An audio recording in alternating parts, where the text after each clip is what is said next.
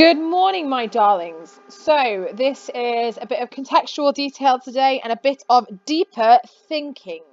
We will get onto the major task in a little bit, and if you hear a weird noise, it's my printer. I'm so sorry. We will get onto a major task in a little bit, but I just wanted to give you a bit of an in to this first. So, a couple of videos ago, I asked you to research 5 Aristotle quotes and analyze how they can be applied to today's society. So, but I want to address this idea, or this question: what's the point of talking about Aristotle? Why is it relevant for an ancient Greek philosopher to be applied to Romeo and Juliet and our work and our study of him, of Shakespeare? So what's the point? Right. Well, Shakespeare then was, because he was around 400 years ago. He was really influenced by what we call the Greek classics, a set of plays, because plays were a massive thing in ancient Greeks and the amphitheatres and all that stuff. And you can do some research on this; it's really quite interesting. So, for curiosity's sake, then let's compare Romeo to Pyramus. On the screen in front of you, I will read through this because we've got some interesting names here. So, the character of Romeo, it says, is quite similar to Pyramus, the main character of an ancient Babylonian myth, which was well known in the Roman and Greek society, because we all know that Rome and Greece overlapped. Okay, their empires and stuff. Pyramus was madly in love with Thisbe. However, due to the hate of their respective families, the two lovers had a plan to escape. So kind of like Romeo and Juliet, but kind of not. The plan failed, and Pyramus, thinking that Thisbe was dead, stabbed himself. Where does that sound familiar? Later, the girl came, and after seeing her dead lover, she stabbed herself as well.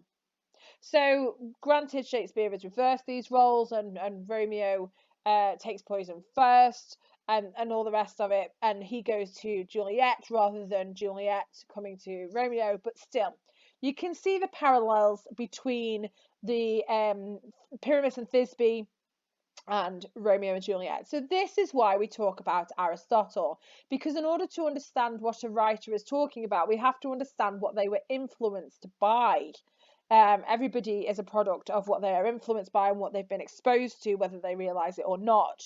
And when you do A level, this will come into this when we study Marxism. But yes, you will see that there are some similarities here. So, Aristotle, as I mentioned before, came up with the 5 stages of a tragedy. So in your books, please, I need you to draw this here diagram and label it up 1, 2, 3, 4, and 5 like that. Now here, I've got some boxes, and in the classroom you would come up and pick which ones go where. So I want you to have a go of it, and you can do this in pencil before you put it into pen. If you hear a weird noise in a minute, it is my dog. Please ignore him. He's just come downstairs to lean on my arm, apparently. Go away. Right, so please draw this diagram, and there are 5 possible labels for each one. So please pause the video and write in which ones you think go into which bit, and then I will go through the answers. Okay, well done. Right, I assume you've paused the video. I assume you're not cheating. So, rising action then. Diefenbaker, be quiet. I'm so sorry, my darlings.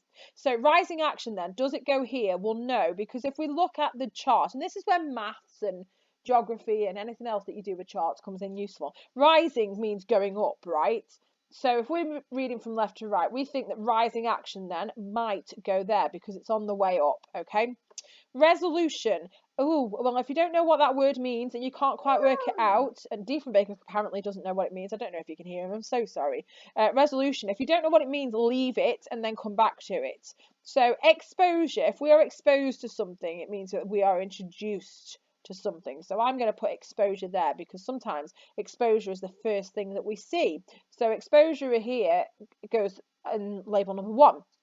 Right, so if we've got rising action this side, what have we got this side? Well, falling action is opposite of rising. So we're going to put that in number 4. And then we've got 2 left. We've either got climax or we've got resolution. Climax or resolution. Well, if the climax is at the peak of something, if it's the highest point, like for example on a plane journey or something like that. So we put climax at the top, and then we'll put resolution number 5. So please make sure that is what you've got on your chart. You don't need to send this to me, you can just have it in your books, but you will need to come back to it on the next slide, because I'm going to ask you which structure section, so which bit of those labels does Act 2 Scene 2 contribute to or fall under, and why? So Act 2 Scene 2 is this thing here with Romeo and Juliet and the balcony scene. This is the modern translation on No Fear Shakespeare. We've seen it, we analysed Romeo's bit, we analysed Juliet's bit, you've done a couple of essays on it, but I want you to think about which structure section it falls under, it contributes to, and why, please. I want about a paragraph or so for this.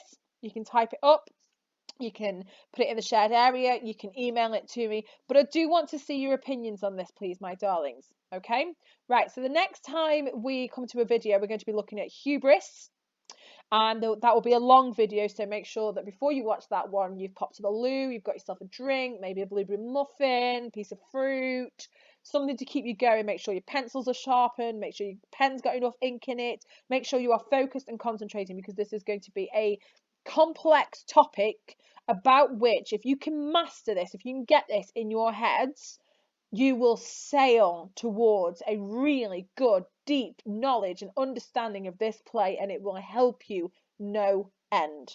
Okay, so please make sure you're doing this. Please make sure that you are submitting it properly.